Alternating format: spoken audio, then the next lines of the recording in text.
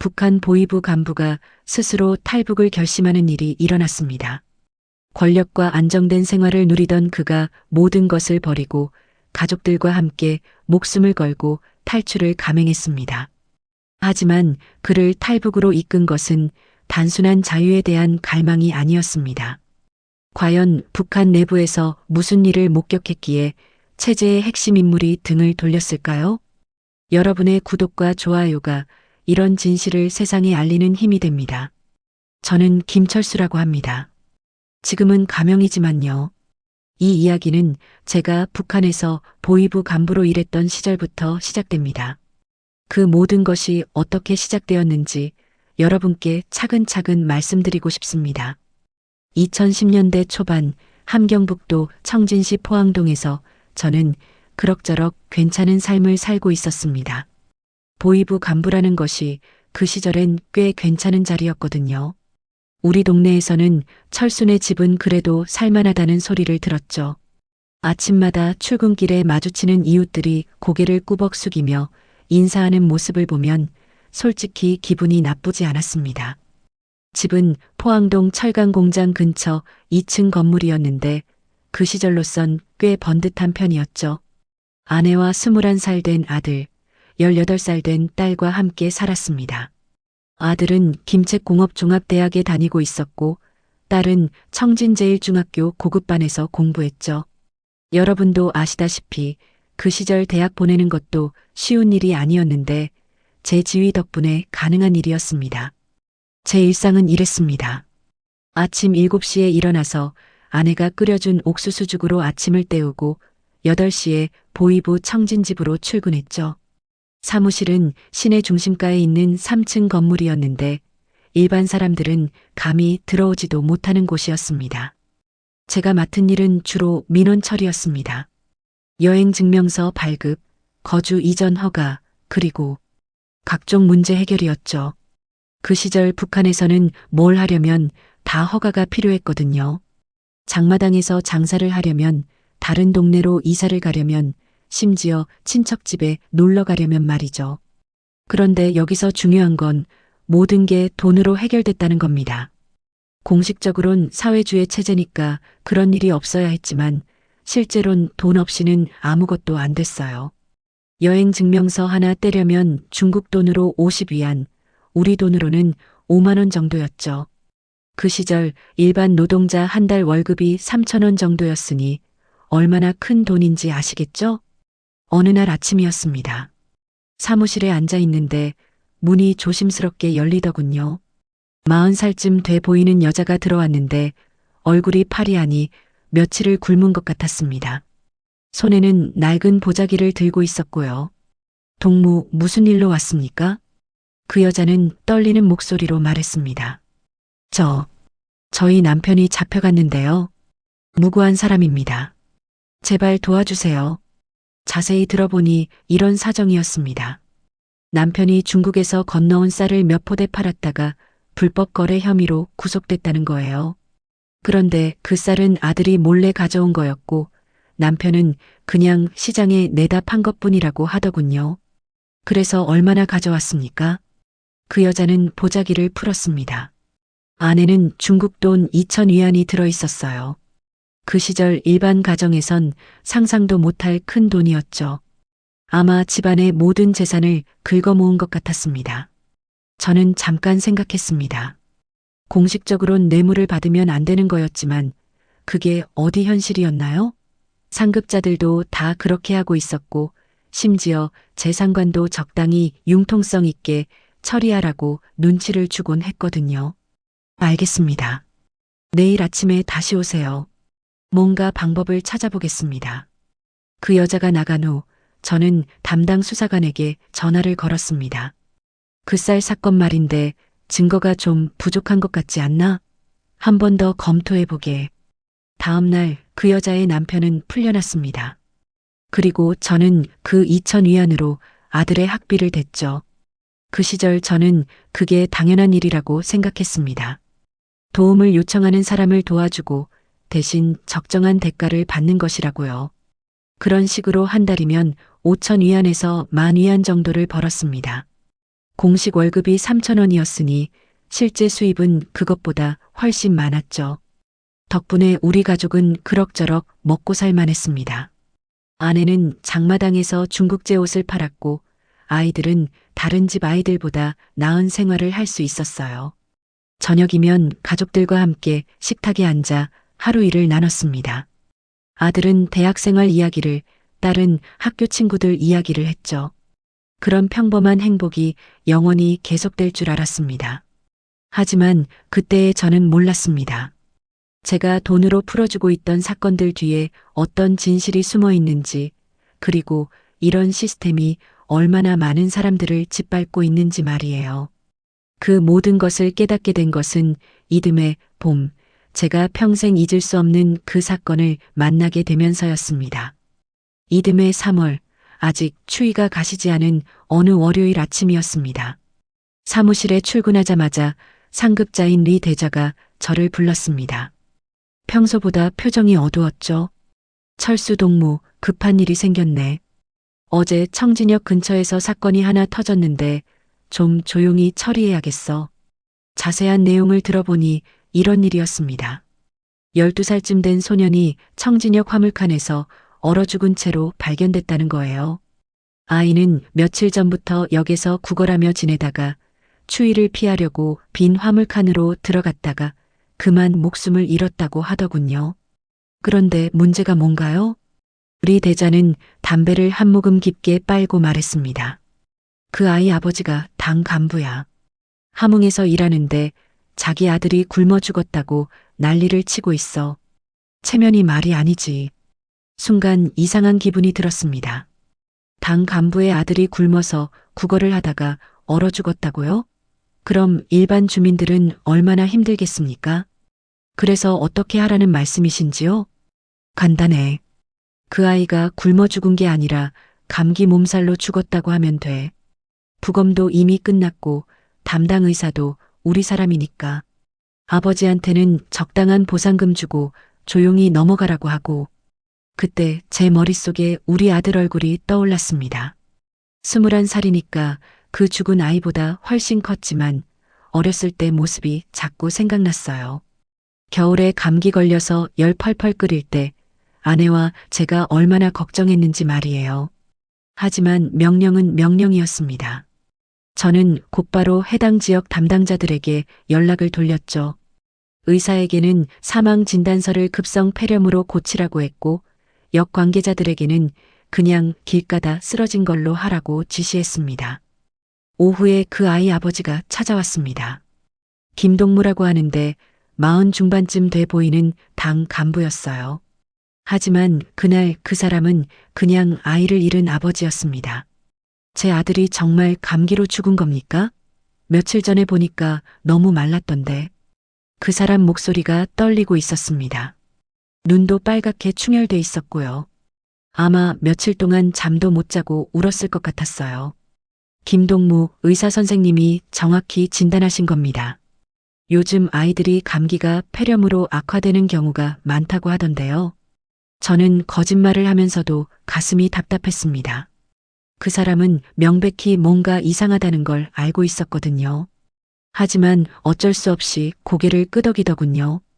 그럼 장례는 언제 치를 수 있을까요? 내일 오후에 가능합니다. 그리고 이건 당에서 내려온 위로금입니다. 저는 봉투 하나를 건넸습니다. 중국 돈 500위안이 들어있었어요. 그 시절로선 꽤 큰 돈이었지만 아이 목숨값치고는 너무 초라했죠. 그 사람이 돌아간 후 저는 한동안 멍하니 앉아 있었습니다. 그리고 문득 이런 생각이 들었어요. 내가 지금 뭘 하고 있는 거지? 저녁에 집에 돌아와서도 기분이 이상했습니다. 아들이 대학에서 돌아와 저녁을 같이 먹는데 자꾸 그 죽은 아이가 생각났어요.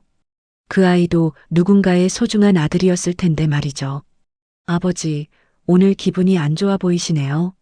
무슨 일 있으셨어요? 아들이 걱정스럽게 물었습니다. 하지만 뭐라고 대답할 수가 없었어요. 오늘 12살짜리 아이가 굶어 죽었는데 그걸 감기로 죽었다고 서류를 조작했다고 할 수는 없잖아요. 아니다. 아무것도 아니야. 그냥 좀 피곤해서 그래.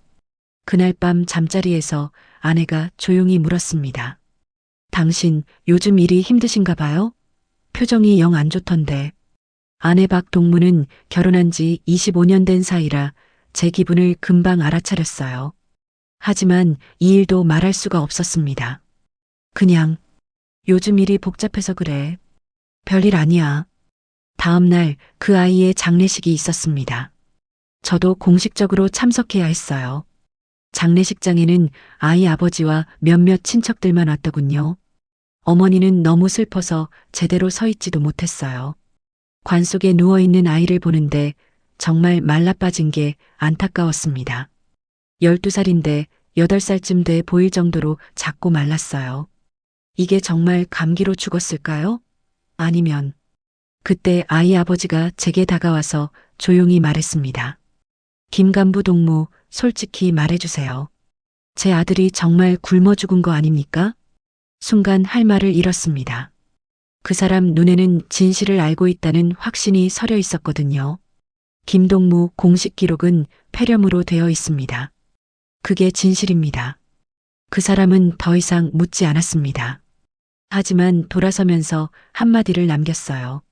동무도 아이 있으시죠? 그럼 이해하실 겁니다. 그 말이 제 가슴을 푹 찔렀습니다. 집에 돌아오는 길 내내 그 말이 귓가에서 떠나지 않았어요. 동무도 아이 있으시죠? 그럼 이해하실 겁니다. 그날 밤부터 잠이 안 왔습니다. 누워있으면 자꾸 그 마른 아이 얼굴이 떠올랐어요. 그리고 이런 생각이 들었습니다. 내가 지금까지 한 일들이 정말 옳은 일이었을까? 하지만 아직은 체제를 의심하지는 않았습니다. 그냥 이번 일이 특별히 안 좋았나 보다 정도로만 생각했어요. 하지만 그때부터 마음 한구석에 작은 의문이 생기기 시작했습니다. 그리고 그 의문은 점점 더 커져갔죠. 그런데 그때는 몰랐습니다. 이건 시작에 불과했다는 걸 말이에요. 그 일이 있고 한 달쯤 지났을 때였습니다. 4월 말경이었죠. 봄 기운이 완연해지고 청진 시내에도 활기가 돌기 시작할 무렵이었어요. 저는 그동안 마음속 불편함을 애써 잊으려 했습니다. 그냥 평범한 일상으로 돌아가려고 했죠. 그런데 그날 아침 리 대저가 또다시 급하게 저를 불렀습니다. 이번엔 표정이 평소보다 훨씬 심각했어요. 철수 동무, 아주 중요한 일이 생겼네. 절대 비밀로 해야 하는 건인데. 리 대자는 문을 꼼꼼히 잠그고 목소리를 낮춰서 말했습니다. 평양에서 내려온 지시야. 박 부부장 아들 것 말이야. 완전히 묻어야 한다는 거야. 박 부부장이라면 함경북도당 조직부 부부장을 말하는 것이었습니다. 당에서 상당히 높은 자리에 있는 사람이죠. 그런데 그 아들이 무슨 일을 저질렀다는 걸까요? 무슨 일입니까? 그놈이 청진의대 여학생을 성폭행했어. 그것도 여러 명을. 그런데 그중 한 명이 자살을 했다는 거야. 순간 머리가 띵했습니다. 성폭행에 자살까지? 이건 아무리 권력이 있어도 덮기 어려운 일이잖아요. 그런데 어떻게 묻으라는 겁니까? 간단해. 그 여학생이 자살한 게 아니라 병으로 죽었다고 하는 거야. 그리고 성폭행 피해자들은 다 돈으로 입을 막고 박 부부장 아들은 중국으로 유학 보내서 몇 년 동안 잠적시키는 거지. 저는 어이가 없었습니다. 한 달 전에는 굶어 죽은 아이를 감기사로 둔갑시키더니 이번엔 자살을 병사로 바꾸라는 거였어요. 그런데 피해자가 여러 명이라고 하셨는데 입을 막을 수 있을까요? 그게 문제지. 그래서 동무가 직접 나서야 해. 가족들 하나하나 만나서 달래고 보상금도 주고 필요하면 협박도 좀 하고. 그날 오후부터 저는 그 일을 시작해야 했습니다. 먼저 자살한 여학생의 부모를 만나러 갔어요. 시내에서 좀 떨어진 산동네에 사는 평범한 노동자 가정이었습니다. 집에 들어가 보니 참 말이 안 나왔습니다. 어머니는 딸 영정사진 앞에서 하염없이 울고 있었고 아버지는 술에 취해서 너클 잃고 앉아 있었어요. 그 영정사진 속 여학생은 21살, 우리 아들과 같은 나이였죠. 실례합니다. 보이부에서 나왔습니다.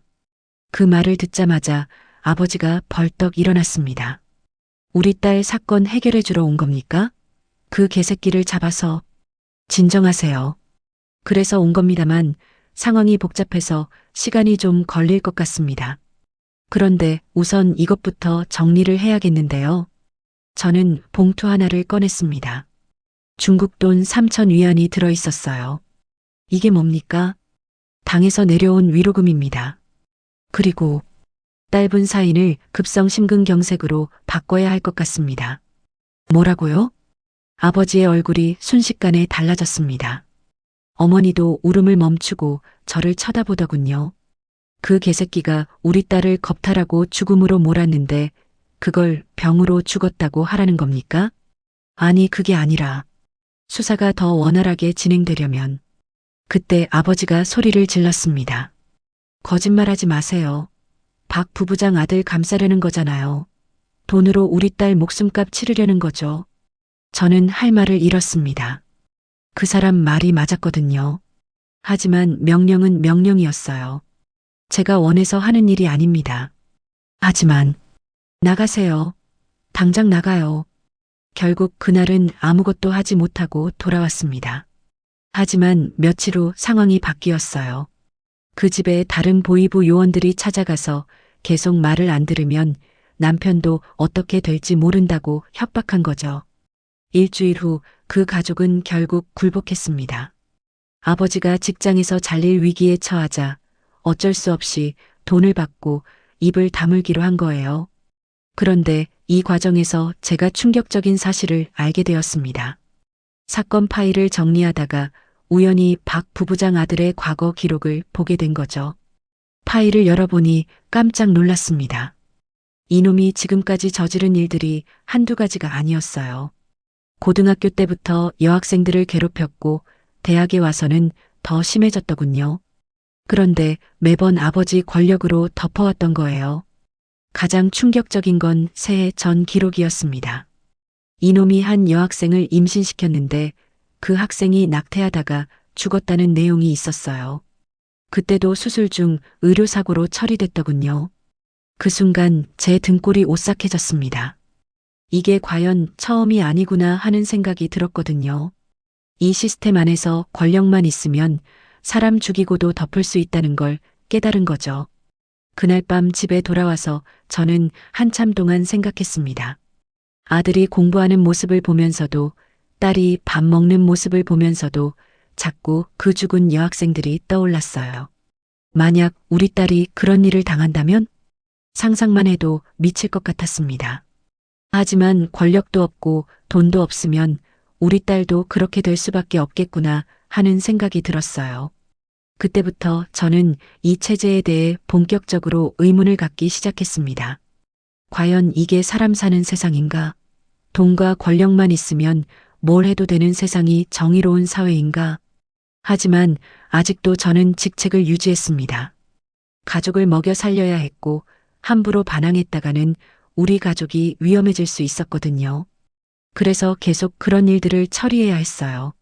다음 달에도 비슷한 일이 있었고 그 다음 달에도 또 있었습니다. 고위 간부들의 부정부패나 자녀들의 범죄를 돈으로 덮는 일이 일상이 되어버렸어요. 그러면서 저는 점점 이런 생각을 하게 되었습니다. 내가 지금 하고 있는 일이 과연 사람답게 사는 일일까? 하지만 그때는 아직 탈북을 생각하지는 않았어요. 그냥 이 더러운 일에서 빨리 손을 떼고 싶다 정도였죠. 그런데 곧 저 자신도 그 시스템의 표적이 될 줄은 꿈에도 몰랐습니다. 그런 일들이 계속되면서 저는 점점 견디기 힘들어졌습니다. 매일 아침 거울을 보면서 이게 정말 내 모습인가 하는 생각이 들었어요. 가족들 앞에서도 웃을 수가 없었죠. 5월 중순 어느 날이었습니다. 또다시 비슷한 사건이 터졌어요.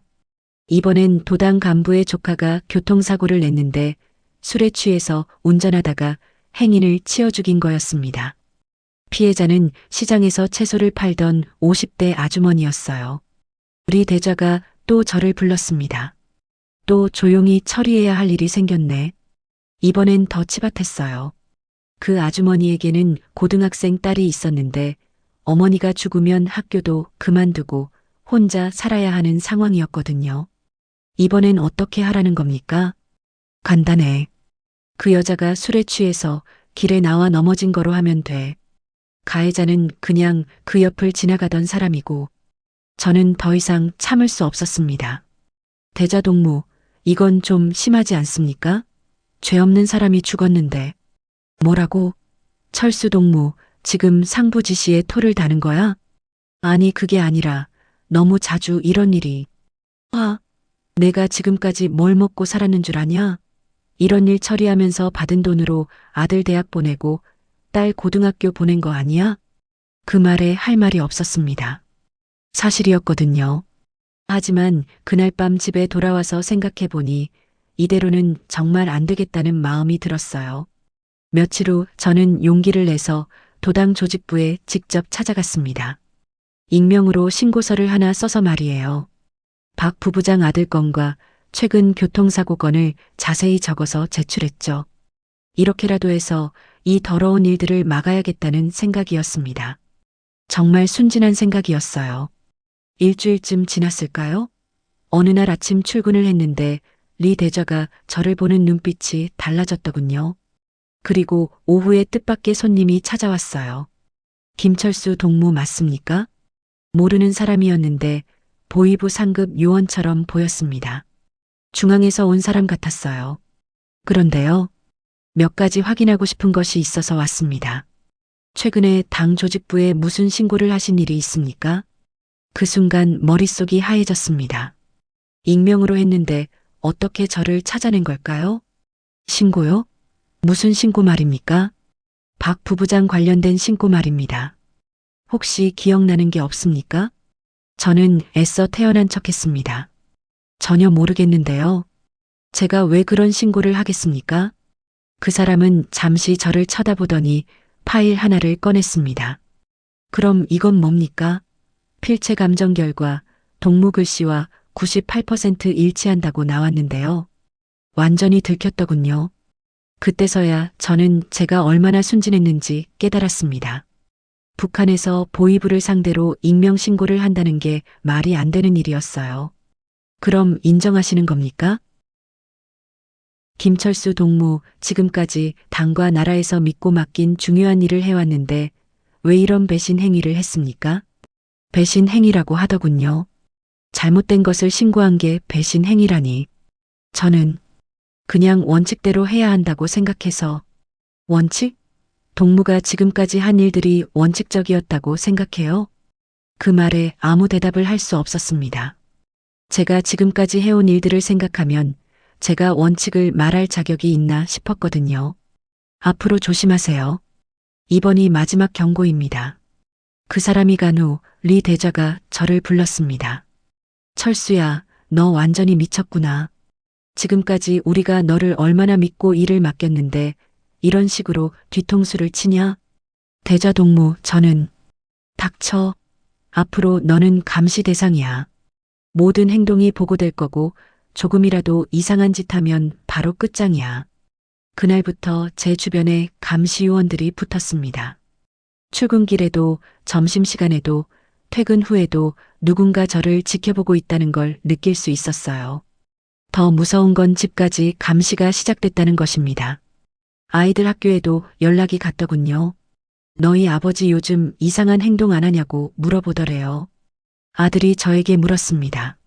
아버지, 학교에서 선생님이 이상한 질문을 하던데 혹시 무슨 일 있으세요? 아니다. 아무것도 아니야. 그냥 일상적인 검열이야. 하지만 아들도 바보가 아니었어요. 뭔가 심상치 않다는 걸 느끼고 있었죠. 아내도 마찬가지였습니다. 당신 요즘 분위기가 이상한데 정말 괜찮은 거예요? 마을 사람들이 이상한 눈으로 보는 것 같던데. 괜찮다고 했잖아. 걱정하지 마.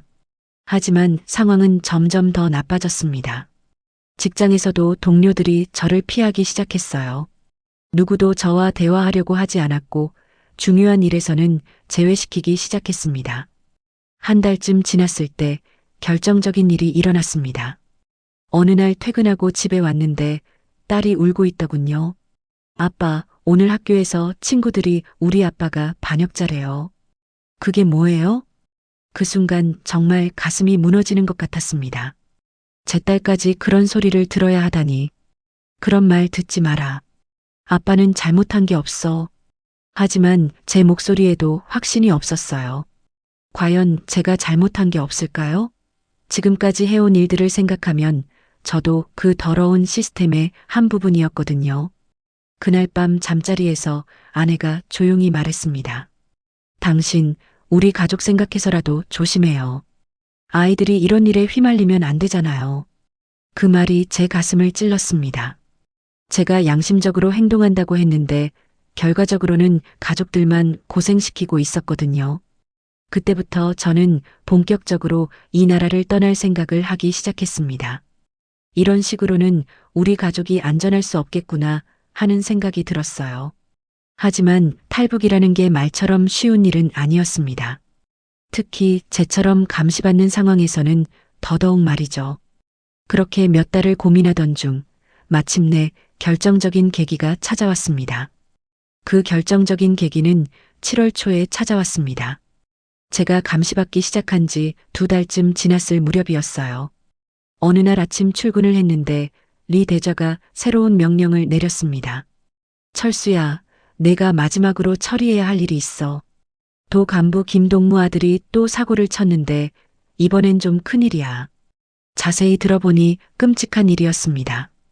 그놈이 음주운전을 하다가 초등학교 앞에서 아이 3명을 치었는데 그중 1명이 즉사했다는 거예요. 겨우 9살 된 여자아이였죠. 이번엔 어떻게 하라는 겁니까? 그 아이가 갑자기 차도로 뛰어들었다고 해. 운전자는 피해자야. 오히려 그 아이 부모가 관리를 제대로 못한 거지. 그 순간 제 머릿속이 하얘졌습니다. 9살 아이를 죽여놓고도 가해자를 피해자로 만들겠다는 거였어요. 제 딸보다 어린 아이를. 대자동무, 이건 정말 너무합니다. 뭐가 너무해? 내가 지금까지 한 일들과 뭐가 다르냐? 그 말에 더 이상 아무 말도 할 수 없었습니다. 하지만 그날 밤 집에 돌아와서 딸 얼굴을 보는데 자꾸 그 죽은 아이가 떠올랐어요. 만약 우리 딸이 그렇게 죽는다면? 그리고 가해자가 뻔뻔하게 피해자 행세를 한다면? 상상만 해도 미칠 것 같았습니다. 그때 확실히 깨달았어요. 이 나라에서는 더 이상 살 수 없겠구나. 그날 밤부터 저는 본격적으로 탈출 계획을 세우기 시작했습니다. 다행히 보이부에서 오래 일한 덕분에 국경 경비 체계를 잘 알고 있었어요. 또 필요한 서류들도 만들 수 있었고요. 가장 큰 문제는 가족들을 어떻게 설득하느냐였습니다. 특히 아내를 설득하는 게 어려웠어요. 당신 미쳤어요? 탈북이라니 그게 무슨 소리예요? 여보, 이대로 있으면 우리 가족이 위험해. 아이들 미래도 없고 그래도 고향을 떠날 수는 없잖아요. 여기서 태어나고 자란 땅인데. 아내 박동무는 당연히 반대했죠. 이해할 만했습니다. 평생 살던 곳을 떠난다는 게 쉬운 일이 아니잖아요. 하지만 저는 포기하지 않았습니다. 매일 밤 아내를 설득했어요. 여보, 우리 딸 생각해봐. 이런 나라에서 계속 살면서 무슨 미래가 있겠어? 그리고 제가 지금 감시받고 있는 거 알잖아요. 언제 더 큰 일이 터질지 몰라. 1달 가까이 설득한 끝에 아내가 마침내 동의했습니다. 아이들은 처음엔 이해하지 못했지만 차차 설명해서 납득시켰어요. 아버지, 정말 중국으로 가야 해요? 아들이 걱정스럽게 물었습니다. 대학을 그만두고 떠나는 게 아까웠을 거예요. 아들아, 여기서는 내가 제대로 된 사람이 될 수 없어. 아버지를 믿어봐. 딸도 친구들이 그리울 거예요. 18살 딸에게는 친구들과의 이별이 가장 힘들었을 거예요. 딸아, 새로운 곳에서 새로운 친구들을 만날 수 있어. 그리고 거기서는 내가 하고 싶은 공부를 마음껏 할 수 있어. 9월 말, 저는 마침내 구체적인 계획을 실행에 옮겼습니다. 먼저 제 직책을 이용해서 가족여행 증명서를 발급받았어요. 친척집 문안이라는 명목으로 무산까지 갈 수 있는 허가서였죠. 다음으로는 국경 경비대에 있는 제 후배에게 연락했습니다. 영철아, 형이 좀 부탁할 게 있어. 가족들 데리고 무산 쪽 친척집에 가는데 혹시 국경 쪽 구경도 좀 시켜주면 안 될까? 형님, 그쪽은 일반인들 못 들어가는데. 알아. 그래서 내한테 부탁하는 거야. 보이부 간부가 가족들 데리고 견학 온다고 하면 되잖아. 아, 그렇게 하면 되겠네요. 마지막으로는 중국 쪽 브로커와의 연락이었습니다. 몇 개월 전부터 은밀히 접촉해둔 사람이 있었어요. 10월 15일 새벽 드디어 실행에 옮겼습니다. 가족들과 함께 청진역에서 무산행 기차에 올랐어요. 평범한 가족여행처럼 보이게 하려고 짐도 적당히 챙기고 아이들에게도 자연스럽게 행동하라고 했죠. 기차 안에서 제 마음은 정말 조마조마했습니다.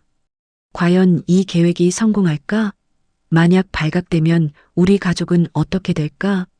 무산에 도착해서 하룻밤 묵고 다음날 오후에 국경 지역으로 갔습니다. 제 후배 영철이가 안내를 해줬어요. 형님, 여기서 저쪽이 중국입니다. 두만강 건너편 말이에요. 강폭이 생각보다 좁았습니다. 물도 얕아 보였어요. 하지만 철책과 지뢰밭이 문제였죠. 저녁에 영철이와 술을 마시면서 마지막 정보를 확인했습니다. 영철아, 요즘 경비가 어때? 밤에는 좀 느슨해요. 특히 새벽 2시에서 4시 사이는 교대 시간이라 공백이 있거든요. 그럼 그 시간에는 아무도 없는 건 아니고 초소에 한 명씩은 있어요. 하지만 졸거나 딴 일하는 경우가 많죠. 그날 밤 숙소에서 가족들에게 마지막으로 설명했습니다. 내일 새벽에 강을 건널 거야. 절대 소리 내면 안 되고 제가 하라는 대로만 해. 아버지, 정말 위험하지 않아요? 딸이 떨리는 목소리로 물었습니다. 위험하지만 안 가면 더 위험해. 우리 모두 힘을 합쳐서 해보자. 다음날 새벽 2시 저희는 숙소를 조용히 빠져나왔습니다. 미리 확인해둔 경로로 강변까지 갔어요. 다행히 초소의 경비병은 졸고 있었습니다. 두만강에 발을 담그는 순간 정말 떨렸습니다. 이제 돌이킬 수 없구나 하는 생각이 들었거든요. 물은 예상보다 차가웠지만 깊지는 않았어요. 어른 무릎 정도였죠. 하지만 돌들이 미끄러워서 조심스럽게 걸어야 했습니다. 강 중간쯤 왔을 때 갑자기 손전등 불빛이 번쩍했습니다. 경비병이 깨어난 거였어요. 누구야? 거기서. 그 순간 제 심장이 멎는 줄 알았습니다. 가족들도 다 얼어붙었어요. 빨리 뛰어. 저는 가족들을 재촉하며 물속에서 뛰기 시작했습니다.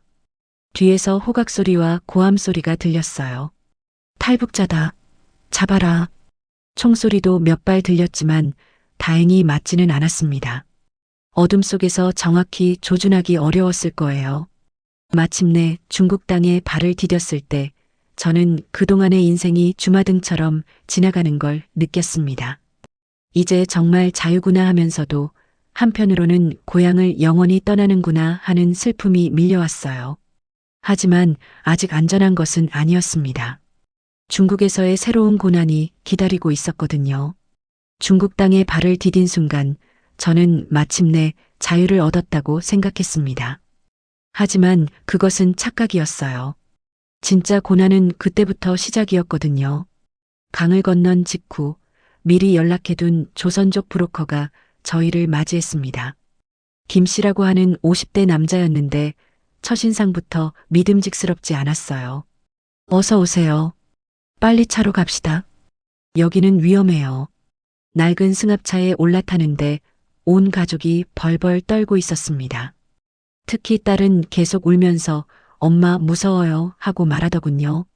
괜찮다. 이제 안전해. 제가 그렇게 말했지만 사실 저도 확신이 없었어요.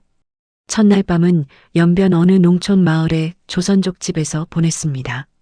그 집 할머니가 저희를 보더니 한숨을 쉬시더군요. 또 탈북자들이구만. 요즘 단속이 심해져서 우리도 힘들어. 그제서야 현실을 깨달았습니다. 여기는 우리를 환영하는 곳이 아니라 우리를 짐으로 여기는 곳이었어요. 할머니, 며칠만 머무르게 해주세요. 돈은 드릴게요. 돈? 너희들한테 무슨 돈이 있다고? 저는 몰래 가져온 중국 돈 2,000위안을 꺼냈습니다. 북한에서 몰래 모아둔 돈이었어요. 이거면 일주일은 있을 수 있겠네. 하지만 그 이상은 안 돼. 그날 밤 좁은 방에서 온 가족이 붙어서 잤는데 잠이 올 리가 없었습니다. 창밖에서 조금만 소리가 나도 공안이 오는 건 아닌가 하고 가슴이 뛰었어요. 며칠 후 브로커가 다시 찾아왔습니다. 이제 다른 곳으로 가야 해요. 여기 너무 오래 있으면 신고당해요. 어디로 가면 됩니까? 일단 심양까지 가야 해요. 거기서 일자리를 구하면서 기다리는 거지. 심양까지 가는 것도 쉽지 않았습니다. 기차표도 신분증이 있어야 살 수 있는데 저희는 불법 체류자였거든요. 결국 브로커가 가짜 신분증을 만들어줬는데 비용이 10,000위안이나 들었어요. 이렇게 돈이 많이 든다고요? 불만 있으면 다른 사람 찾아가세요. 요즘 이 일이 얼마나 위험한지 아세요? 할 수 없이 돈을 줄 수밖에 없었습니다.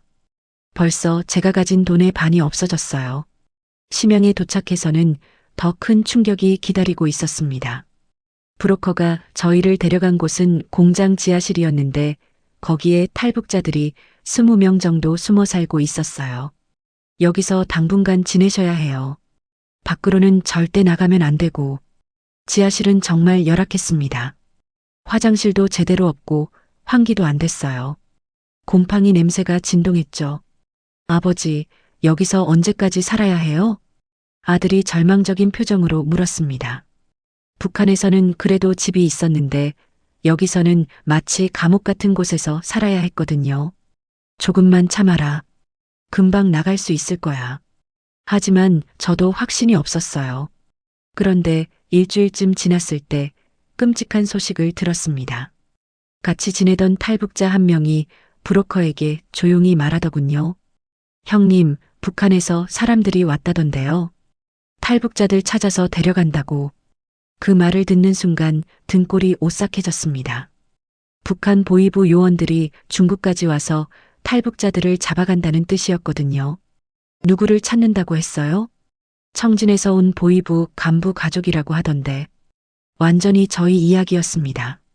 제가 보위부 출신이라는 게 알려진 거였어요. 일반 탈북자보다 훨씬 위험한 존재로 취급받는다는 뜻이었죠. 그날 밤 브로커가 급하게 찾아왔습니다. 당장 여기서 나가야 해요. 내일 아침에 단속이 들어온다는 정보가 있어요. 어디로 가라는 말입니까? 일단 멀리 떨어진 곳으로 가야 해요. 광저우 쪽으로 가서 숨어 있다가 기회되면 동남아로 나가는 거죠. 또다시 이동해야 했습니다. 이번에는 기차 대신 화물차를 이용했어요. 컨테이너 안에 숨어서 이틀 동안 이동했죠. 물도 제대로 못 마시고 화장실도 갈 수 없었어요. 광저우에 도착해서는 조선족이 운영하는 봉제 공장에 숨어들었습니다. 거기서 일을 하면서 돈을 벌어야 했어요. 하루 12시간 일하면 하루에 50위안 줍니다. 대신 절대 밖으로 나가면 안 돼요. 저와 아내는 공장에서 일했고 아이들은 공장 뒷방에 숨어 있어야 했어요. 공부는커녕 햇빛도 제대로 못 보고 살았죠. 그렇게 석 달쯤 지났을 때 또다시 위험이 찾아왔습니다. 어느 날 새벽에 공장 사장이 급하게 깨웠어요. 빨리 도망가세요. 공안이 오고 있어요. 겨우 옷만 걸치고 뒷문으로 도망쳤는데 정말 아슬아슬했어요. 공안차들이 앞문으로 들이닥치는 걸 봤거든요.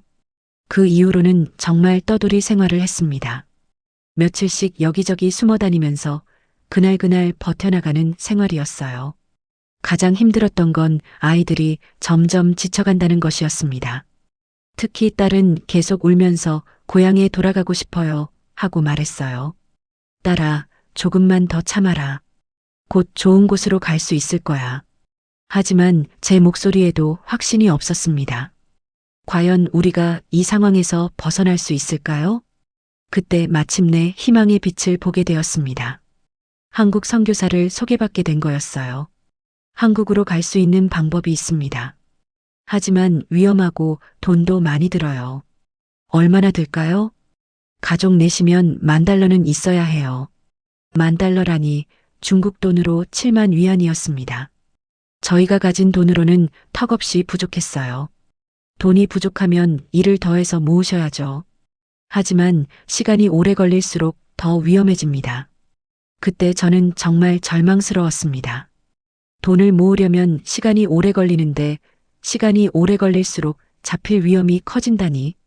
하지만 포기할 수는 없었습니다. 가족들을 위해서라도 끝까지 해보겠다고 마음먹었어요. 그렇게 중국에서의 힘겨운 생활이 계속되었습니다. 과연 우리가 이 끝없는 도망자 생활에서 벗어날 수 있을까요? 중국에서 1년 넘게 숨어 지내면서 저희는 간신히 필요한 돈을 모을 수 있었습니다. 하루 12시간씩 일하고 하루 한 끼로 버티면서 모은 돈이었어요. 그 과정에서 온 가족이 많이 야위었죠. 2017년 11월 드디어 한국 선교사 박 목사님을 통해 한국행 길이 열렸습니다. 이제 태국으로 가실 수 있습니다.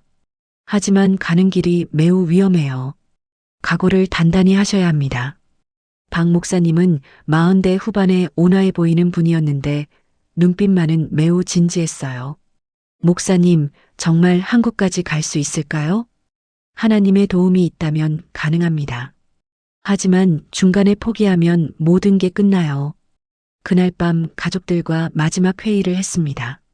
여러분, 이제 정말 마지막 기회야.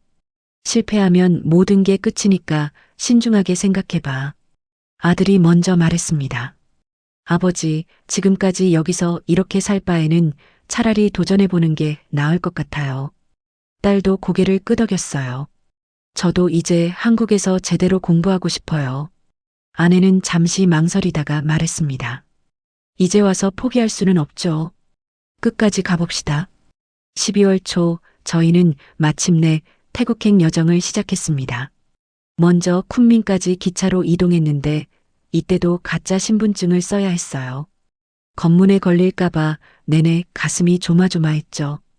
쿤밍에서는 라오스 국경까지 버스를 타고 갔습니다. 산길이 험해서 멀미가 심했어요. 특히 딸이 많이 힘들어했죠. 딸아, 조금만 더 참아라. 거의 다 왔어. 하지만 사실은 아직 시작에 불과했어요. 라오스 국경을 넘을 때가 가장 위험했습니다. 브로커가 국경 수비대에 미리 돈을 주긴 했지만 언제 마음이 바뀔지 모르는 일이었거든요. 여권 검사. 중국 쪽 국경에서 수비대원이 저희 서류를 확인했어요. 가짜 여권이었지만 그럭저럭 만들어진 것 같았어요. 관광 목적입니까? 네, 가족여행입니다. 며칠 동안 머무를 예정인가요? 일주일 정도요. 다행히 별 의심 없이 통과시켜줬습니다. 하지만 라오스 쪽에서는 더 까다로웠어요. 이분들 중국 사람 맞나요? 발음이 좀 이상한데. 순간 식은땀이 났습니다. 저희 중국어 발음이 완벽하지 않다는 걸 들킨 거였어요. 브로커가 재빨리 개입했습니다. 이분들은 연변에서 오신 조선족이에요. 그래서 발음이 좀 다르죠. 아, 그렇군요. 겨우 넘어갔지만 정말 아슬아슬했어요.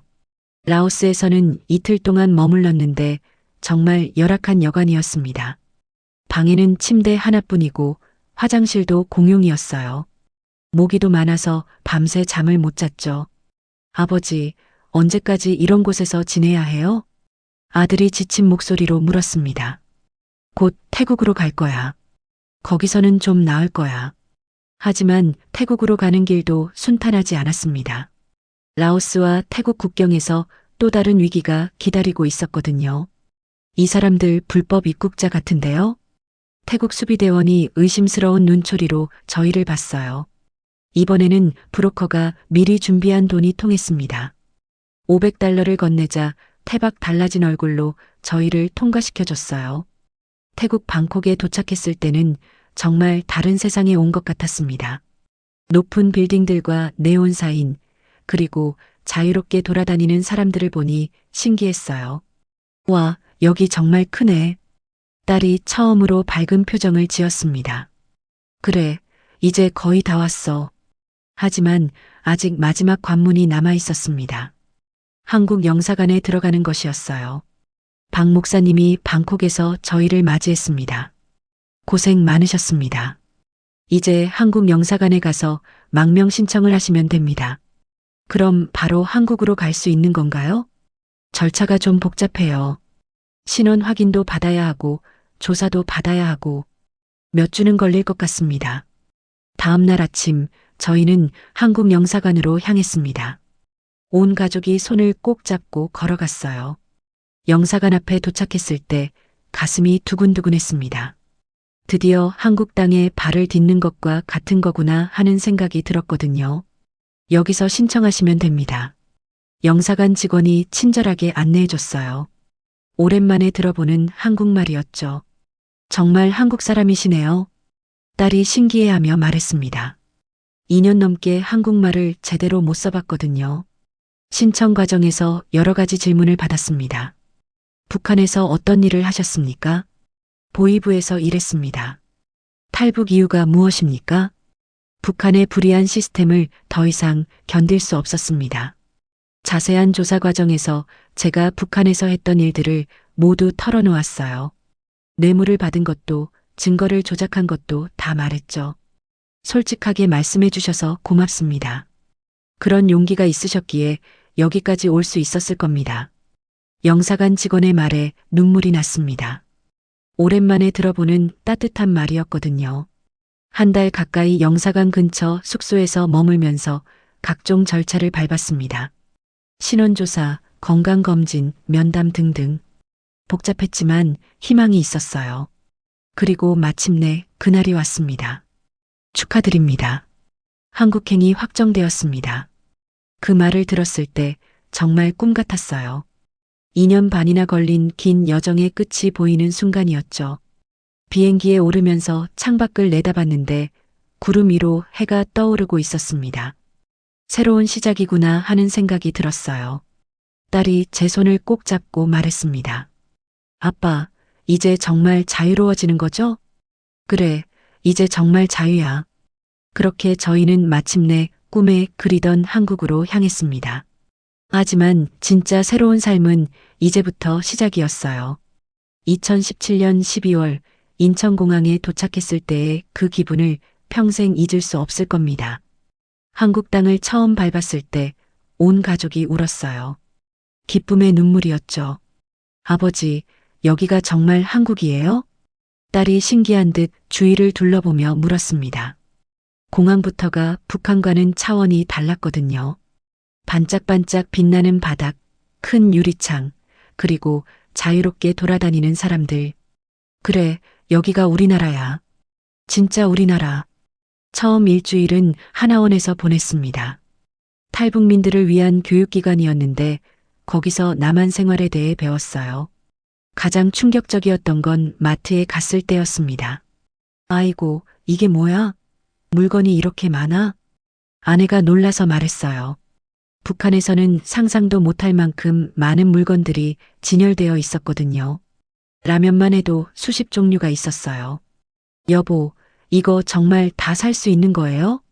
허가증 같은 거 필요 없어요? 필요 없어요. 돈만 있으면 뭐든지 살 수 있어요. 마트 직원이 친절하게 설명해 줬는데 아직도 믿어지지 않았어요. 가장 신기했던 건 스마트폰이었습니다. 작은 기계 하나로 세상의 모든 정보를 볼 수 있다니. 처음에는 사용법을 몰라서 헤맸지만 아이들이 금방 가르쳐 줬어요.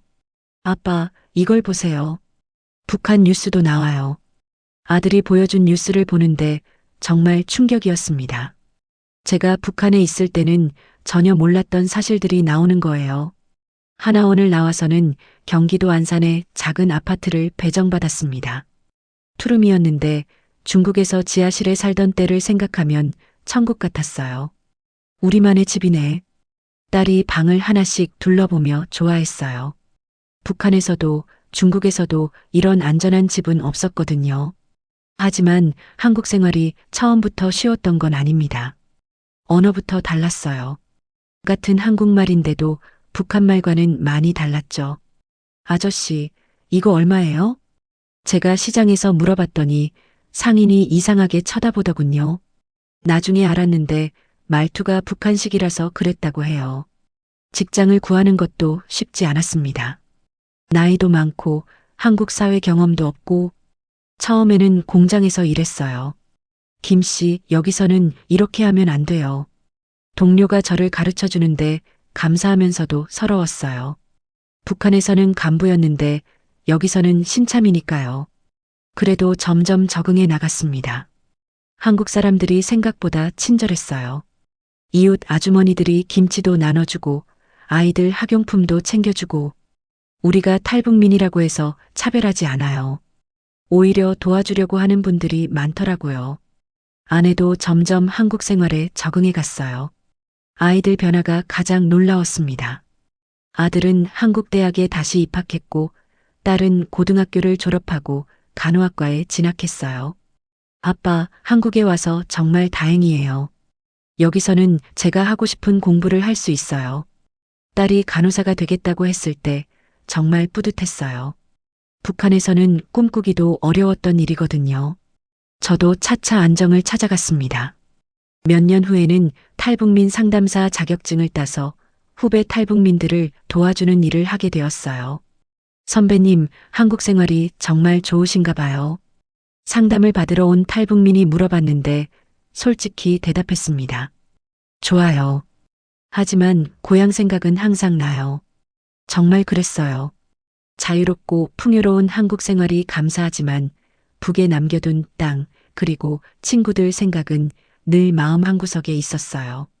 2020년에는 코로나가 터져서 다들 힘들었지만 저희 가족에게는 또 다른 의미였어요.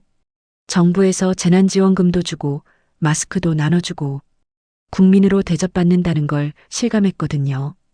북한에서는 이런 때 정부가 도와주는 일이 없었는데 아내도 감격해했어요. 지금 2025년 한국에 온 지 7년이 넘었습니다. 아들은 대학을 졸업하고 회사에 다니고 있어요. 딸은 병원에서 간호사로 일하고 있고요. 정말 자랑스럽습니다. 저는 요즘 탈북민들에게 북한 실상을 알리는 강연을 하고 있어요. 대학교나 시민단체에서 불러주시거든요. 북한에서는 정말 뇌물이면 다 됩니까? 학생들이 자주 묻는 질문이에요. 그래요. 돈만 있으면 사람 죽여도 덮을 수 있어요. 그게 북한의 현실입니다. 제가 직접 경험한 일들을 말씀드리면 다들 충격을 받아 해요. 그래서 더욱 자유의 소중함을 느낀다고 하시더군요. 가끔 북한에 남겨둔 동료들 생각이 나요. 우리 대자는 지금 뭘 하고 있을까? 아직도 그런 더러운 일을 하고 있을까? 여보, 언젠가 통일이 되면 고향에 갈 수 있을까요? 아내가 가끔 물어봐요. 글쎄요. 우리 세대에 가능할지는 모르겠지만 언젠가는 되겠지요. 솔직히 확신은 없어요. 하지만 희망은 있습니다. 작년에 딸이 결혼했어요. 사위도 좋은 사람이고 무엇보다 딸을 소중히 여겨줘서 고마워요. 아버지, 손자 보고 싶지 않으세요? 딸이 농담처럼 말하는데 사실 기대가 돼요. 한국에서 태어날 제 손자, 손녀들을 생각하면 가슴이 뭉클해져요. 그 아이들은 자유로운 나라에서 태어나서 하고 싶은 것을 마음껏 할 수 있을 테니까요. 요즘 제가 가장 하고 싶은 일은 북한의 남은 사람들에게 진실을 알려주는 거예요. 물론 직접적으로는 불가능하지만 저 같은 탈북민들의 증언을 통해서라도 말이에요. 북한 동포 여러분, 진짜 자유가 뭔지 아시나요? 여기 한국에 와보세요. 정말 다른 세상이에요. 언젠가 북한 사람들도 이런 자유를 누릴 수 있기를 간절히 바랍니다. 그리고 우리가 다시 하나가 되는 그날을 기다리고 있어요. 지금 저는 진짜 행복합니다. 자유롭게 말할 수 있고 원하는 일을 할 수 있고 가족과 함께 평화롭게 살 수 있으니까요. 여러분도 자유의 소중함을 꼭 기억해 주세요.